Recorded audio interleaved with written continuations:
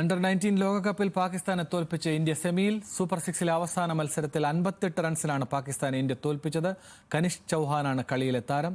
Kilaf Ahmed sports ഡെസ്കിൽ നിന്ന് നമ്മളോടൊപ്പമുണ്ട്. കിലാഫ്, പറയൂ വിശദാംശങ്ങൾ.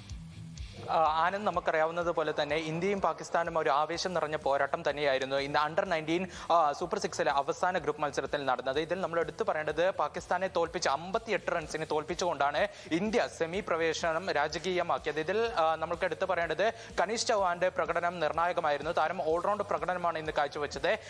ആദ്യം ബാറ്റ് ചെയ്തപ്പോൾ 35 റൺസും പിന്നീട് പാകിസ്ഥാന്റെ 3 വിക്കറ്റുകളുമാണ് കനിഷ് ചൗഹാൻ എറിഞ്ഞിട്ടത്. ഇതിൽ നമ്മൾ എടുത്തു പറയേണ്ടത് ആദ്യം ബാറ്റ് ചെയ്താൻ ഇറങ്ങിയ ഇന്ത്യക്ക് തുടക്കത്തിൽ പിഴച്ചിരുന്നു. അതായത് ആരൺ ജോർജിനെയും അതേപോലെ തന്നെ വൈഭവ് സൂര്യവംശിനെയും കൂടുതൽ റൺസ് കണ്ടെത്താനായില്ല. പിന്നീട് വന്നവർക്കും ആയുഷ് മാത്ര ഉൾപ്പെടെയുള്ള താരങ്ങൾക്ക് കൂടുതൽ റൺസ് കണ്ടെത്താനായിരുന്നില്ല. പിന്നീട് വേദാന്ത് ത്രിവാദിയുടെ ഒരു വെടിക്കെട്ട് അർദ്ധ സെഞ്ചുറിയാണ് ഇന്ത്യയെ 252 റൺസ് എന്ന ഒരു മികച്ച ഒരു സ്കോറിലേക്ക് എത്തിച്ചത്. പിന്നീട് മറുപടി ബാറ്റിങ്ങിന് ഇറങ്ങിയ പാകിസ്ഥാനെ 33.3 ഓവറിൽ ഈ ഒരു ലക്ഷ്യം മറികടക്കണമായിരുന്നു സെമിയിലെത്താൻ. എന്നാൽ